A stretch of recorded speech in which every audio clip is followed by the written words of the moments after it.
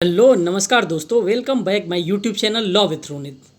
Viewers, आज हम बात करेंगे केस लॉस पे। जो वर्ष 2018 में अहम फैसले थे, जो भी इम्पोर्टेंट जजमेंट थे, उन सभी फैसलों पे आज हम बात करने वाले हैं कि कौन कौन से 2018 के महत्वपूर्ण फैसले हैं जो सभी एग्ज़ामों में पूछे जाते हैं। चाहे वो एसएससी का एग्ज़ाम हो, चाहे वो पीसीएसजे का एग्ज़ाम हो, चाहे यूपीएससी का एग्ज़ाम हो, चाहे पीसीएस का एग्ज़ाम हो। हर एक एग्ज़ामों में जहाँ पे पॉलिटी पूछी जाती है, वहाँ पे इन सभी केस लॉस को भी कहीं ना कहीं पूछा जाता है। तो यहाँ पे जो केस लॉ आता है दोस्तों, सबरीमाला मंदिर का केस लॉ आता है, जो कि अभी हाल ही में बहुत ही विवादित मामला हुआ था। सबरीमाला का भक्ति में लैंगिक भेदभाव नहीं हो सकता है। सबरीमाला में कोर्ट ने सभी उम्र की महिलाओं को प्रवेश की अनुमति 4:1 से दी है। मतलब कि पहले महिलाओं के लिए अनुमति नहीं थी सबरीमाला मंदिर में जाने के लिए। इस पीठ की एकमात्र महिला जज इंदु मल्होत्रा ने बहुमत के इस फैसले के खिलाफ अपना फैसला दिया। इस फैसले की काफ़ी दिनों से प्रतीक्षा की जा रही थी। ये जो सबरीमाला का फैसला आया था, ये अपने आप में फैसला नज़ीर बन गया कि किसी भी आधार पर महिलाओं के साथ भेदभाव नहीं किया जाएगा। यह केस आया था, केस का नाम था Indian young lawyer association and another versus state of Kerala and others का मामला ये था, जो सबरीमाला का केस था। फिर दूसरा जो 2018 का महत्वपूर्ण मामला था, वो समलैंगिकता पर था, जिसमें सुप्रीम कोर्ट ने कहा था, सुप्रीम कोर्ट ने अपने फैसले से दो वयस्कों के बीच सहमति से समलैंगिक संबंधों को आपराधिक मानने वाले 157 साल पुराने कानून को अंततः समाप्त कर दिया। ऐसा करते हुए कोर्ट ने आईपीसी की धारा 377 को संवैधानिक करार दे दिया। यह फैसला 5 जजों की पीठ के द्वारा दिया गया है। मतलब जो दो पुरुष अगर एक साथ रहना चाहते हैं, एक साथ शादी करना चाहते हैं, तो उनको क्या कर दिया, धारा 377 को असंवैधानिक कर दिया सुप्रीम कोर्ट ऑफ इंडिया ने। इस केस का नाम था Navtej Singh Johar and others versus union of India, इस केस का नाम था। फिर आगे मामला जो आता है वो आधार कार्ड से रिलेटेड मामला आता है,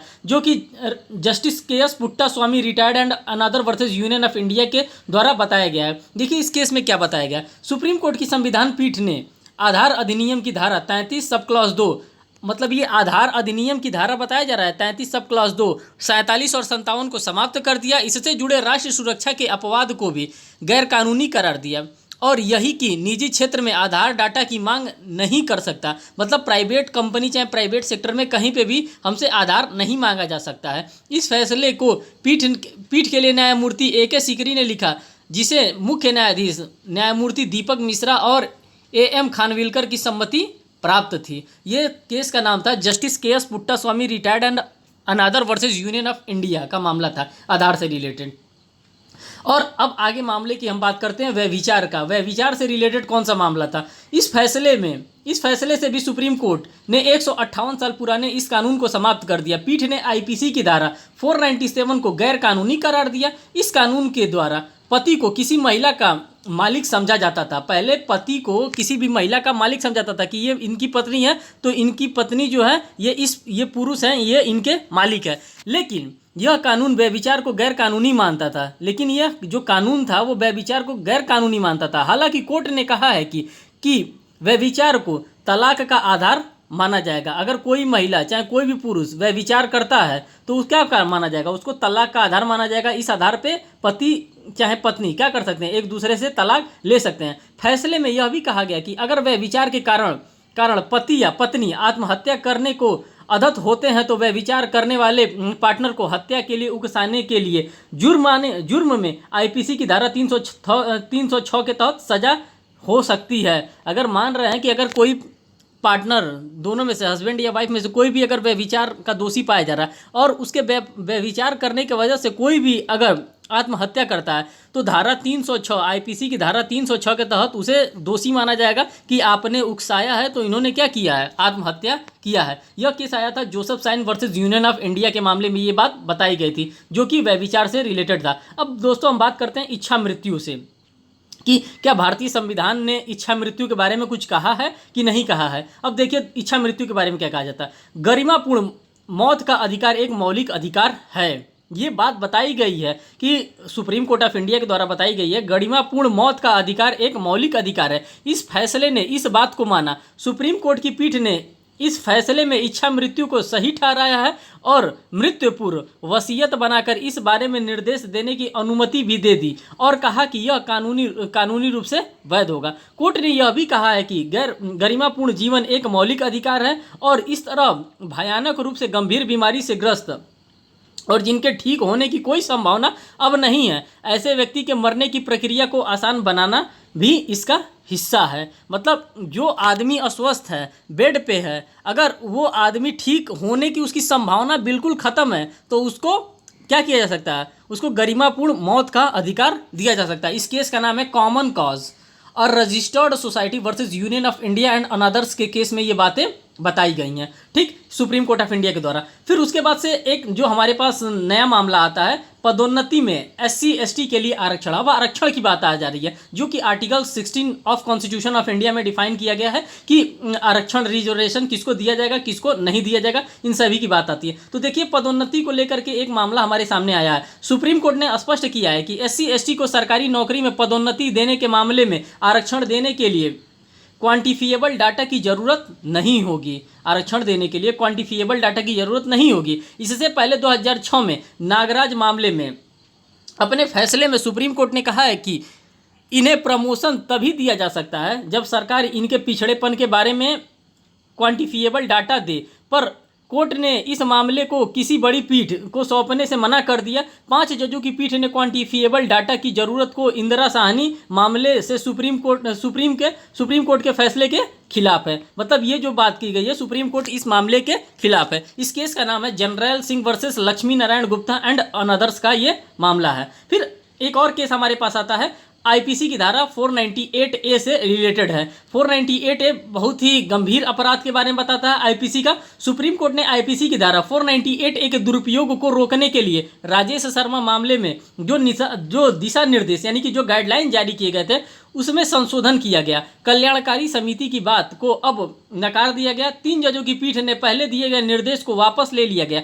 जिसे 2 जजों की पीठ ने जारी किया था और जिसमें कहा गया था कि IPC की धारा 498A के तहत की गई शिकायत पर पहले परिवार कल्याण समिति गौर करेगी और उसके बाद ही आगे कानूनी कार्रवाई करेगी। ये जो केस है, ये 498 का जो केस आया है, इस केस का नाम है सोशल एक्शन फोरम फॉर मानवा अधिकार वर्सेस यूनियन ऑफ इंडिया। दोस्तों इस केस ये जो 498 है ये महिलाओं के द्वारा पुरुषों पे ज़बरदस्ती लगा दिया जाता था पुरुषों को परेशान करने के लिए। तो इसी से रिलेटेड एक यही केस आया था 498 का।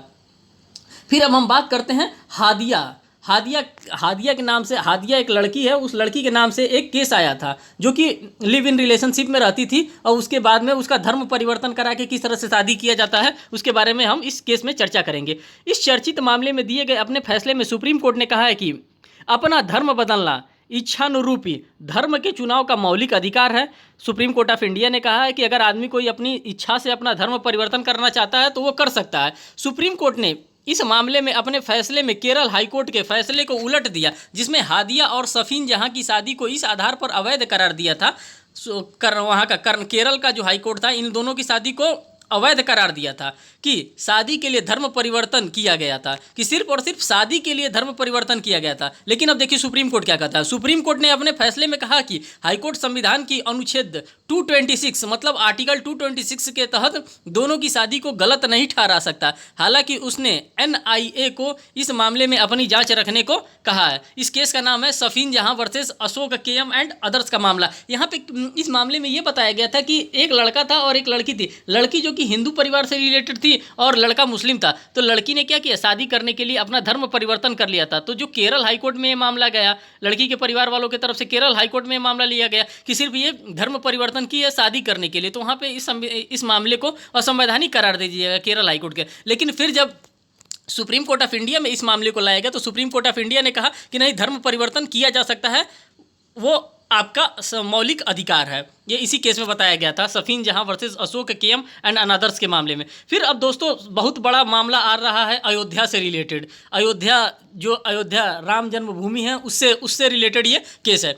अपने इस विवादास्पद मामले में सुप्रीम कोर्ट की पीठ ने कहा कि इस्माइल फारूकी मामले में जो बातें कही गई हैं उसमें भूमि अधिग्रहण की प्रक्रिया के आलोक में देखा जाना चाहिए। कोर्ट ने यह भी कहा है कि यह अयोध्या के भूमि विवाद मामले में संगत नहीं है। सुप्रीम कोर्ट ने कहा है कि 2:1 के रेशियो से दिया गया अयोध्या राम जन्मभूमि विवाद को किसी बड़ी पीठ को सौंपने से मना कर दिया गया। यहाँ पे बताया गया था कि जो 2-1 के द्वारा जो मामला सुना गया था और जो निर्णय दिया गया था, इसको किसी बड़ी पीठ को देने से मना कर दिया गया था। इस मामले में बहुमत के इस फैसले को न्यायमूर्ति अशोक भूषण ने अपने और मुख्य न्यायाधीश न्यायमूर्ति दीपक मिश्रा के लिए लिखा पर एक अन्य जज न्यायमूर्ति एएस अब्दुल नजीर ने इस फैसले के खिलाफ अपना फैसला लिखा। बहुमत के फैसले में कहा गया कि इस्माइल फारूकी मामले में यह कहना कि मस्जिद इस्लाम का अभिन्न हिस्सा नहीं है को भूमि अधिग्रहण की प्रक्रिया के संदर्भ में समझना जाना चाहिए। यह केस आया था अयोध्या मामले से। इस केस का नाम है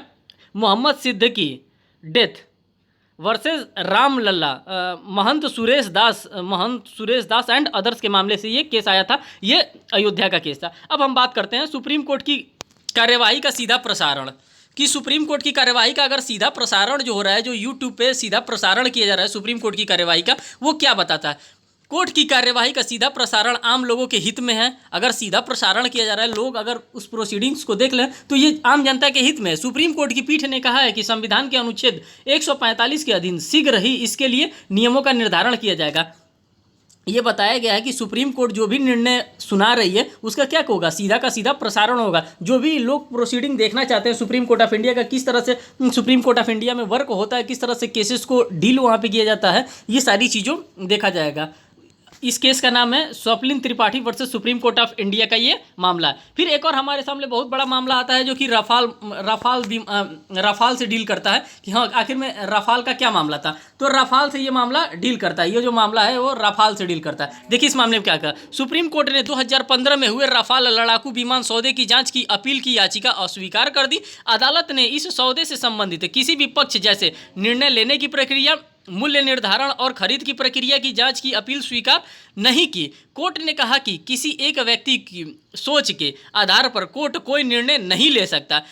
कोर्ट ने यह भी कहा कि किसी व्यक्तिगत तथ्य या परिस्थितियों के आलोक में रक्षा खरीदारी के बारे में न्यायिक पुनर्निरीक्षण का निर्धारण करना होगा। इसमें यही बातें बताई गई थी। इस केस का नाम है Manohar Lal Sharma versus Narendra Damodar Das Modi and anothers के मामले में ये राफेल की बात कही गई है। ठीक, फिर जो हमारे पास नेक्स्ट मामला आता है वो भीड़ हिंसा यानी कि मॉब लिंचिंग से आता है। कोर्ट ने भीड़ द्वारा देश भर के लोगों को मार दिए जाने की घटना की निंदा की और इस बारे में दिशा निर्देश जारी किया। न्यायमूर्ति दीपक मिश्रा की अध्यक्षता वाली पीठ ने कहा है कि भीड़ तंत्र की डरावनी गतिविधियों को देश में हावी होने की इजाज़त नहीं दी जा सकती है। मतलब कहने का मतलब है ये है कि भीड़ तंत्र के द्वारा लोगों को क्या किया जाता है, भीड़ तंत्र के द्वारा लोगों को मार दिया जाता है। लोगों का मारने का इसमें इन द सेंस क्या आता है कि भीड़ जहाँ इकट्ठा हो जाती है हल्ला करके वहाँ पे मार दिया जाता है।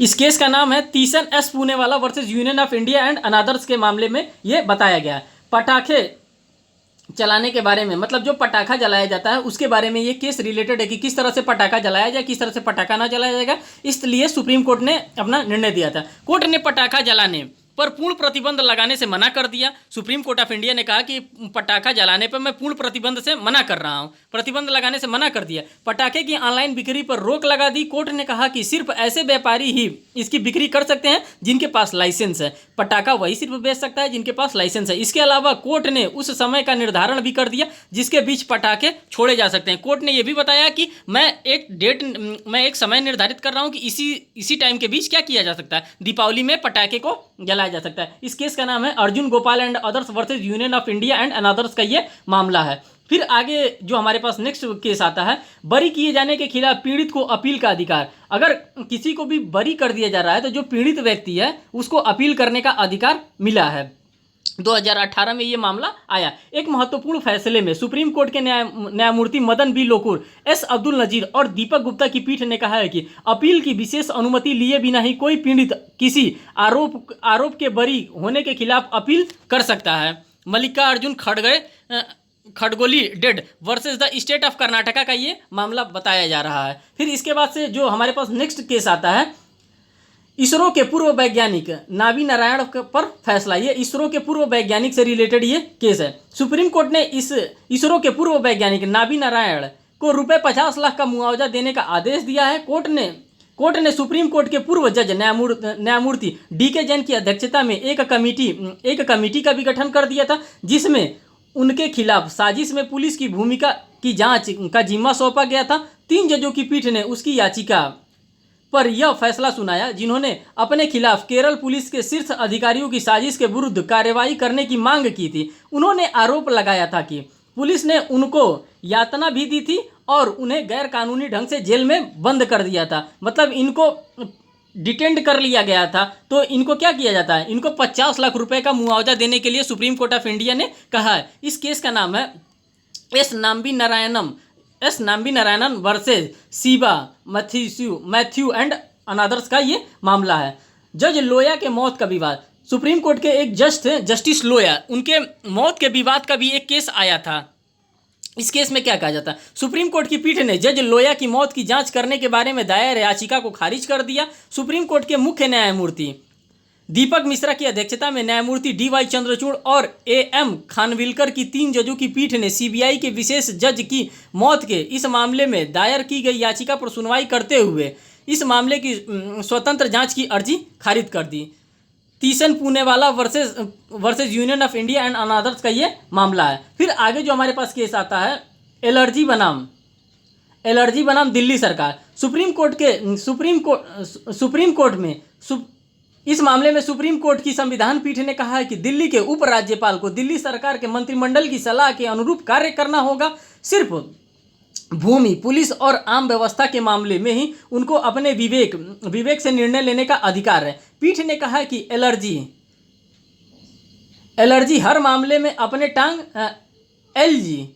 एलजी हर मामले में अपनी टांग नहीं अड़ा सकता है। जो लोकल गवर्नमेंट होता है वो हर मामले में अपनी टांग नहीं अड़ा सकता है। हालांकि कोर्ट ने कहा है कि एलजी को सरकार के निर्णय के बारे में बताना जरूरी है, पर हर मामले में एलजी की अनुमति लेने की जरूरत नहीं है। कोर्ट ने अपने निर्णय में यह भी कहा है कि दिल्ली राज्य नहीं है और उसको संविधान के तहत विशेष अधिकार मिला है। दिल्ली को राज्य का दर्जा नहीं प्राप्त है, उसे क्या कहते हैं, संविधान का विशेष अधिकार मिला है। ये केस का नाम है government of NCT of Delhi versus union of India and another's का मामला है। फिर आगे जो हमारे पास केस आता है 6 माह से अधिक का स्थगन नहीं। न्यायमूर्ति आदर्श कुमार गोयल की अध्यक्षता में सुप्रीम कोर्ट की 3 सदस्य की पीठ ने कहा है कि ऐसे सभी दीवानी और आपराधिक मामलों में जिन पर स्थगन लगा हुआ है, आज से 6 माह पूरे होने पर यह स्थगन स्वतः समाप्त हो जाएगा, बशर्ते कि अपवाद स्वरूप किसी मामले में इसे आगे बढ़ाने का आदेश न दिया गया। पीठ ने यह भी कहा है कि अगर किसी मामले में भविष्य में स्थगन कर दिया जाता है तो यह भी 6 महीने की अवधि के बिताने के साथ ही समाप्त हो जाएगी। इस केस का नाम है Asian resurfacing of road agency private limited and anothers versus central bureau of investigations का ये मामला है। फिर जीएसटी की वैधता कि अगर जीएसटी अगर किसी व्यक्ति को जमा करना है तो उसकी क्या वैलिडिटी होगी, कितने दिनों के अंदर जीएसटी को जमा किया जा सकता है। इस केस के बारे में हम बात करते हैं। न्यायमूर्ति ए.के. सिकरी और अशोक भूषण की सुप्रीम कोर्ट की पीठ ने वस्तु एवं सेवा कर, जिसको हम लोग जीएसटी कहते हैं, राज्य को मुआवजा अधिनियम 2017 को वैध ठहराया है। कोर्ट ने वस्तु एवं सेवा कर का मुआवजा शुल्क नियम 2017 को भी सही ठहराया है। इस केस का नाम है union of India and anothers versus Mohit minerals private limited. फिर उसके बाद से जो हमारे पास नेक्स्ट केस आता है सुप्रीम कोर्ट ऑफ इंडिया का, जो 2018 में इंपॉर्टेंट केस है, SC/ST अधिनियम का दुरुपयोग। लोगों के द्वारा SC/ST अधिनियम का जबरदस्ती दुरुपयोग किया जाता था, इससे रिलेटेड यह मामला है। सुप्रीम कोर्ट की न्यायमूर्ति A.K. गोयल और यू ललित की पीठ ने अनुसूचित जाति और अनुसूचित जनजाति अत्याचार निवारण अधिनियम, अनुसूचित जाति और अनुसूचित जनजाति अत्याचार निवारण अधिनियम 1989 के प्रावधानों का दुरुपयोग रोकने के लिए दिशा निर्देश जारी किया। यहाँ पे सुप्रीम कोर्ट ऑफ इंडिया ने एक गाइडलाइन दिया है। कोर्ट ने इस अधिनियम में प्रावधानों की पड़ताल के क्रम में कहा है कि इस अधिनियम का दुरुपयोग रोकने के लिए अब सरकार कर्मचारी को पूर्व अनुमति के बिना इस अधिनियम के तहत गिरफ्तार नहीं किया जा सकता। जो SC/ST का एक्ट था, पहले SC/ST अगर कोई भी FIR लॉन्च करा देता था CRPC के सेक्शन 154 में, तो पुलिस क्या करती थी, जाती थी और अरेस्ट कर लेती थी। लेकिन सुप्रीम कोर्ट में मामला पहुंचा कि ये इस क्या कहते हैं, ये जो अनुसूचित जाति का जो कानून बना है, इसका क्या हो रहा था, दुरुपयोग हो रहा था। इसलिए सुप्रीम कोर्ट ने ये गाइडलाइन दी। इस केस का नाम है doctor Subhash Kashinath Mahajan versus state of Maharashtra and another's का ये मामला था। कानून बनाने वाले वकील से रिलेटेड ये मामला है। मुख्य न्यायाधीश न्यायमूर्ति दीपक मिश्रा की अगुवाई में सुप्रीम कोर्ट के 3 जज AM खानविलकर और जस्टिस DY चंद्रचूड़ की पीठ ने भाजपा नेता और वकील अश्वनी उपाध्याय की याचिका पर अपने फैसले से सांसदों और विधायकों को वकील के रूप में प्रैक्टिस करने पर रोक लगाने से मना कर दिया। ये केस का नाम है Ashwini Kumar Upadhyay versus union of India and another's का मामला है। उम्मीदवारों को अयोग्य ठहराना, कहाँ पे उम्मीदवारों को अयोग्य ठहराने की बात हो रही है, अब हम इस केस में पता करते हैं। सुप्रीम कोर्ट के मुख्य न्यायाधीश न्यायमूर्ति दीपक मिश्रा की अध्यक्षता में RF Nariman, AM Khanwilkar, DY Chandrachud और इंदु मल्होत्रा की 5 सदस्य की पीठ ने कहा है कि किसी भी उम्मीदवार के खिलाफ आपराधिक मामले में आरोप पत्र दाखिल होने के कारण उसे अयोग्य नहीं ठहराया जा सकता है। पीठ ने यह फैसला भाजपा नेता और अधिवक्ता अश्वनी उपाध्याय, पूर्व CEJM लिंग 2 और एक NGO पब्लिक इंटरेस्ट फाउंडेशन की जनहित याचिका पर दिया था। उम्मीदवारों को किस प्रकार से अयोग्य ठहराया जाएगा, इस केस का नाम है public interest foundation and anothers versus union of India and another's का ये मामला है। मुख्य न्यायाधीश रोस्टर का मास्टर, मुख्य न्यायाधीश ने बताया कि कौन रोस्टर प्रणाली का, जो सुप्रीम कोर्ट ऑफ इंडिया में जो जजेस को जो केस दिया जाता है, जहाँ जजेस का किस मैटर, ये जज किस मैटर को सुनवाई करेंगे, ये जज किस मैटर को सुनवाई करेंगे, तो उसी के बारे में ये केस बता रहा है। अधिवक्ता शांति भूषण की याचिका को खारिज करते हुए सुप्रीम कोर्ट की पीठ ने कहा है कि सुप्रीम कोर्ट का मुख्य न्यायाधीश रोस्टर का मालिक है। जो घर का सबसे बड़ा मुखिया होता है वही घर का मालिक होता है और उसे पीठ के गठन और केसों के बंटवारे का पूरा अधिकार है। शांति भूषण ने CJI के अधिकारों के विनियमन के बारे में याचिका दायर की थी। इस केस का नाम है Shanti Bhushan versus supreme court of India का ये मामला है। NDPS की जांच अधिकारी और सूचना देने वाले एक ही नहीं हो सकते। इस केस में क्या बताया गया है, सुप्रीम कोर्ट की 3 सदस्यीय पीठ ने स्पष्ट कर दिया कि NDPS मामले की जांच करने वाले अधिकारी और उसके बारे में सूचना देने वाले अधिकारी अगर एक ही हैं तो आरोपी को बरी किए जाने का अधिकार है।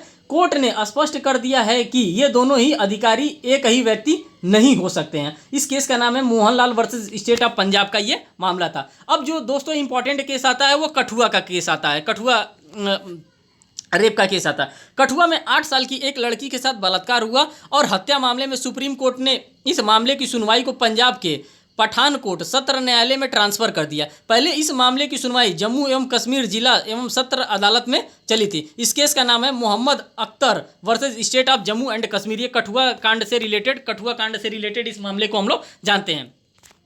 फिर आगे जो केस आता है पूर्व मुख्यमंत्री के लिए बंगला नहीं, जो पूर्व मुख्यमंत्री होते हैं, जो एक बार मुख्यमंत्री रह चुके हैं, अगर दूसरी बार अगर कोई दूसरा नया मुख्यमंत्री चुन के आ जाता है तो पुराने मुख्यमंत्री के लिए उनका सरकारी बंगला नहीं मिलेगा। उसी के बारे में सुप्रीम कोर्ट ऑफ इंडिया ने ये गाइडलाइन दिया। सुप्रीम कोर्ट ने उत्तर प्रदेश राज्य मंत्री के वेतन भत्ते और अतिरिक्त प्रावधान अधिनियम की धारा 4 सब क्लॉज 3 में किए गए संशोधन को गैर कानूनी करार दे दिया। पूर्व मुख्यमंत्रियों को इसके तहत बंगला देने के प्रावधान को समाप्त कर दिया गया। पहले पूर्व मुख्यमंत्री को भी क्या दिया जाता था, बंगला दिया जाता, लेकिन 2018 के बाद सुप्रीम कोर्ट का एक निर्णय आया जिसमें पूर्व मुख्यमंत्री को बंगला नहीं दिया जाएगा। कोर्ट ने कहा है कि देश में किसी भी पूर्व मुख्यमंत्री को बंगला प्राप्त करने का हक नहीं है। इस केस का नाम है लोक प्रहरी versus state of Uttar Pradesh and another's का मामला है। फिर एक मामला आता है आप लोगों के सामने, बहुत इंपॉर्टेंट मामला है जिसके बारे में सबको इन्हें सुनना होगा, भीमा कोरेगांव का मामला। इस मामले में देखिए क्या बताया गया था। सुप्रीम कोर्ट की 3 सदस्यों की पीठ ने भीमा कोरेगांव मामले में SIT गठित करने की मांग को खारिज कर दिया और कहा कि ये गिरफ्तारियां सरकार की आलोचना की वजह से नहीं हुई हैं। इस मामले का फैसला मुख्य न्यायमूर्ति दीपक मिश्रा की पीठ ने किया, जिसमें अन्य सदस्य थे न्यायमूर्ति AM खानविलकर, DY चंद्रचूड़। न्यायमूर्ति चंद्रचूड़ ने बहुमत के इस फैसले के खिलाफ अपना फैसला दिया। इस मामले में याचिका प्रसिद्ध इतिहासकार रोमिलिया थापर ने सामाजिक कार्यकर्ता गौतम नवलखा, वर्णन गांसेल, अरुण फरेरा, P वर्मन राव और अधिवक्ता सुधा भारद्वाज की गिरफ्तारी के खिलाफ दायर किया गया था। Not a case of arrest for dissent, plea for SIT in Bhima Koregaon case turned down by 2:1 member. 2:1 के मेंबर से इसको क्या किया गया था, डाउन कर दिया गया था। इस केस का नाम है Romila Thapar and anothers versus union of India, इस केस का नाम है। विदेशी बीमा फर्म से रिलेटेड ये मामला है, जो कि लॉ फर्म होती हैं उसी से रिलेटेड मामला है। न्यायमूर्ति आदर्श कुमार गोयल और यू ललित की सुप्रीम कोर्ट की पीठ ने एक फैसले में कहा कि विदेशी विधि फर्म भारत में अपना कार्यालय स्थापित नहीं कर सकते और न ही आते जाते हुए अपने मुवक्किल को कानूनी सलाह दे सकते हैं। पीठ ने केंद्र और BCI bar council of India को यह भी कहा है कि इस बारे में ये नियम बनाए। इस केस का नाम है bar council of India versus AK Balaji and others. इस केस का यही नाम है। अब हमारे पास जो इंपॉर्टेंट केस आता है वह स्वतः जमानत। स्वतः जमानत का मतलब ये होता है अपने आप जमानत किसी को दे दिया जाना। अगर किसी भी आरोपी के खिलाफ पुलिस द्वारा दायर आरोप पत्र मजिस्ट्रेट ने किसी तकनीकी कारण से वापस कर दिया हो तो उस स्थिति में आरोप को स्वतः जमानत का अधिकार प्राप्त है। सुप्रीम कोर्ट के 2 सदस्यों की पीठ ने कहा है कि कोई भी अदालत CRPC की धारा 167 सब क्लास 2 के तहत रिमांड की अवधि को 90 दिन से आगे नहीं बढ़ा सकता। यहाँ पे एक टाइम लिमिट दिया जाता है 90 दिन का, 90 दिन से अधिक नहीं बढ़ा सकता। कोर्ट ने कहा है कि किसी भी कोर्ट को किसी भी व्यक्ति को 90 दिन से अधिक समय तक बिना आरोप पत्र के जेल में बंद नहीं रख सकता है। ये इंपॉर्टेंट केस लॉ आया है।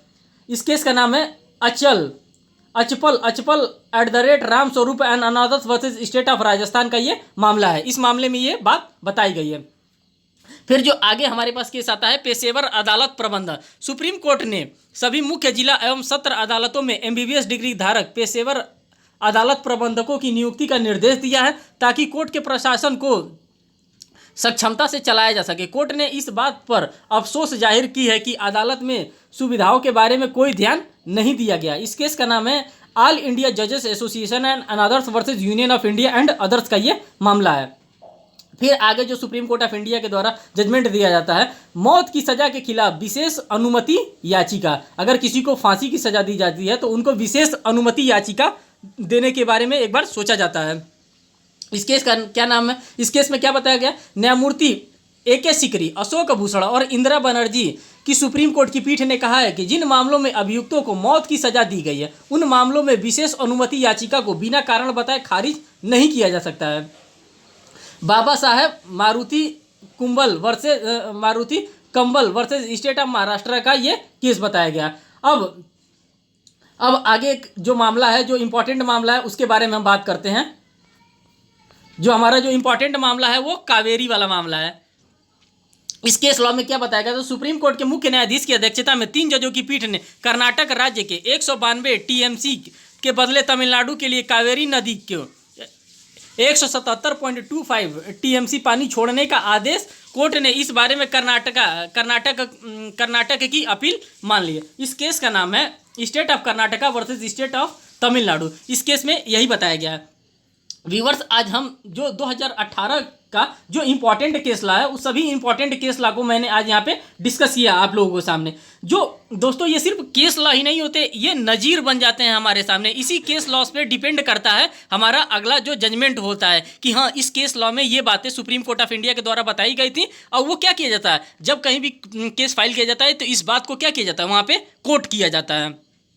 ठीक, तो इसमें मैं बताना चाहूँगा व्यूअर्स आप लोगों को कि ये जो जजमेंट है ये बहुत ही इंपॉर्टेंट जजमेंट है और सभी के सभी ये हर एक छोटे बड़े एग्जामों में पूछा जाता है। दोस्तों, मैं आप लोगों से एक बात और बताना चाहूँगा कि अगर आप हमारे इस चैनल पे नए हैं तो प्लीज़ इस वीडियो को लाइक करिए, चैनल को सब्सक्राइब कीजिए और अपने दोस्तों में इस चैनल को क्या करिए, शेयर करिए। और उसके बाद से एक बात और आपको मैं बताना चाहूँगा कि आप डिस्क्रिप्शन बॉक्स में अगर जाते हैं तो वहाँ पे व्हाट्सएप लिंक दिया हो, उस व्हाट्सएप लिंक को क्या कर सकते हैं, आप ज्वाइन कर सकते हैं, जिससे कि आप हमसे रेगुलर अपडेट मिलता रहेगा।